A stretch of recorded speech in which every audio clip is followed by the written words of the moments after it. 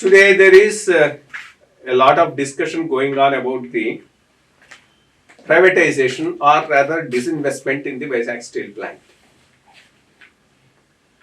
A lot of people are saying it is self-respect of Andhras. It was a right for which we fought.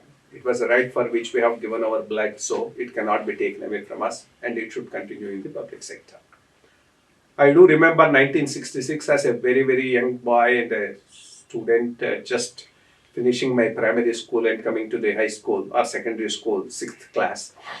And one day suddenly the classes were not there and I was told there is one Andhra Rao who is going on a fast unto death for Vizag steel plant and the whole state is going on strike in support of him. This strike went on for a few days and suddenly one day we see in the news the then Chief Minister Brahmananda Reddy gave a glass of lemon juice to Mr. Amrut Rao and he has stopped his fasting and the whole agitation was over and there was from next day onwards classes went on well. In the process during those few days there were firings here and there and some people lost their lives. After that, it took another 4 or 5 years before it was announced by the then Prime Minister, Mrs. Indira Gandhi, somewhere in 1970s, and the actual work started in 80s, and it was ready by about 1990, and I think the then Prime Minister, Mr. P.V. Narasimha Rao, inaugurated this plant. From then onwards, like all other PSUs, it has its own problems of inefficiencies, corruption, etc. And in some years, it had some profits, but most of the years it was in loss, but cumulatively it is in loss. So that is where it stands, and now this government is coming up with this policy of disinvestment in the steel plant. This plan of disinvestment is not something that this government has started. It has started from the time of P.V. Narasimha Rao Garu itself, because these commanding heights, this is what is the broader philosophy which led to the establishment of these steel plants and other heavy engineering and machinery firms, was based upon the 1956 industrial policy of Jawaharlal Nehru, where it was mentioned that all these capital incentive industries and what are known as commanding heights, which require huge investments and are critical to the economy, will only be in the government sector. That's how we established Rourkela steel plant, Durgapur steel plant, Bhilai steel plant, HMT, PHEL, Bharat Heavy, Earth Movers and all these big companies. So that was the policy. That was the policy under which this Vizag steel plant also came. But slowly by about 80s, 90s, it's realized they are not running efficiently. There's a lot of corruption. They are not even leave alone giving a return, they are actually incurring year-to-year losses which have to be borne by the people in terms of taxes or such which are diverted to sustain these public sector undertakings.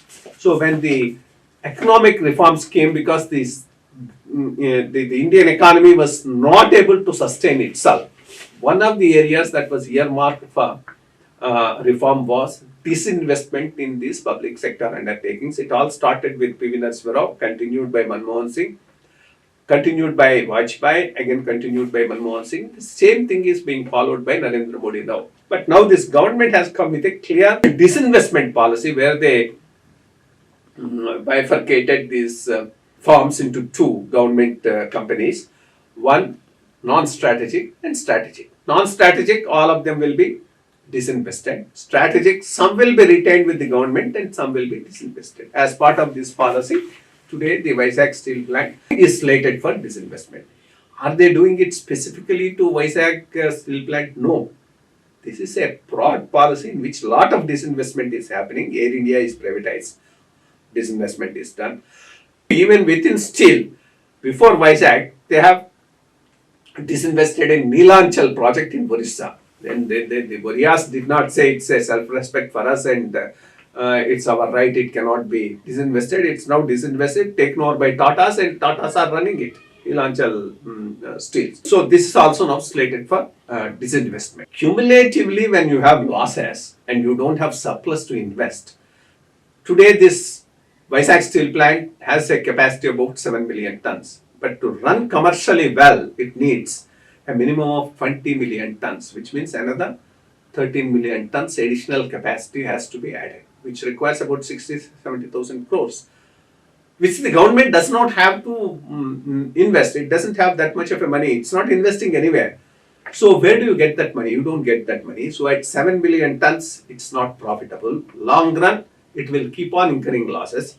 After 5-10 years, the option would be to close it down because nobody will come to buy it also. Is that a better option? Or today, when it is running enterprise, disinvesting is a better option. This is something that people will have to think it over. Of course, some keep saying that captive mines would make them profitable. Whether it could make profitable or not, somebody has to make a study and then say. It can't be offhand remark. Second, even today, if you disinvest, whoever is taking it will not get a captive mine. So you will also have to buy it in the open market, iron ore and other things, and then run it. So if it is working out profitable for him, how can it not be profitable when it is in public sector undertaking, unless the problem is one of efficiency and corruption? So these are the issues that need to be addressed and answered.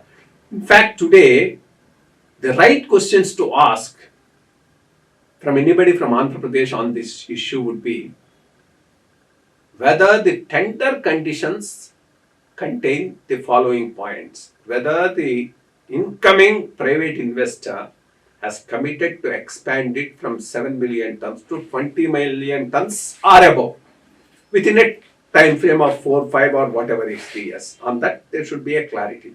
2, has he given a commitment to ensure that all the benefits that are coming to the staff are maintained at that level all through their employment with the steel plant? That's the second point. Third, it has a land bank of about 10 to 15,000 acres of land.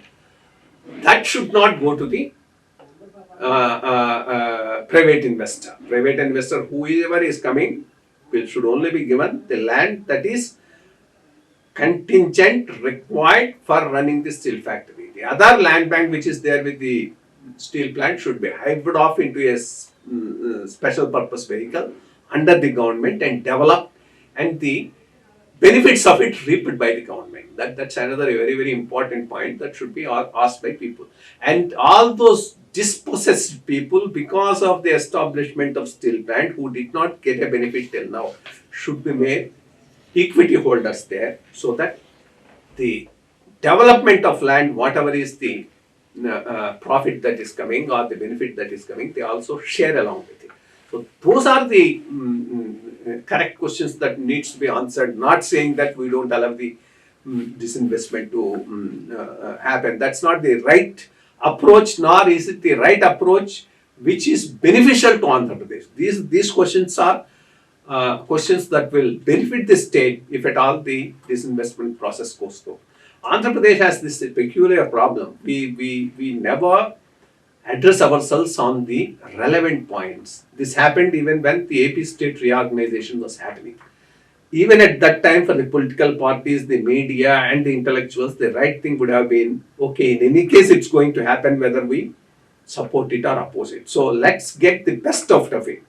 One should have made a very strong pitch for a share in the resources of Hyderabad, better division of the assets. All these things should have been issues that should have been asked and addressed, but nobody asked them. And now the state is the sufferer.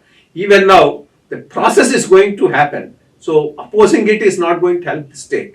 But if you don't ask these specific questions, if Government of India errs on any of these things, then the loss will be that of the Andhra Pradesh state. So that's what is the requirement. That's the right issues to be answered, agitated, and then you should make Government of India commit themselves to put these conditions before going in for disinvestment. Then the disinvestment is going to be to the advantage of the state, not to the disadvantage of the state. After all, when we fought, what is that we fought? We fought Visakha Bukku, Andhrul Hakku. Even today, Visakha Bukku is Andhrul Hakku. Nobody is taking it away from there. It's going to stay there. We didn't fight for Visakha Ukku, Prabhutva Visakha Ukku, Prabhutva Rangallo Visakha Ukku, Andhra was never the slogan then, nor is it required at that time. Whatever came has to come in public sector because that's the stated policy. Today the stated policy is different. So policy issues, why should people take it as something that is right or some such thing? Right is the Vizag steel is our right. Expanded Vizag steel is our right. Properly running Vizag steel, generating surplus, giving employment is our right. That is what we should fight for. Thank you. For more updates, like, comment, subscribe to our channel. Hey darlings, గంటని click చేయడం మర్చిపోకండి.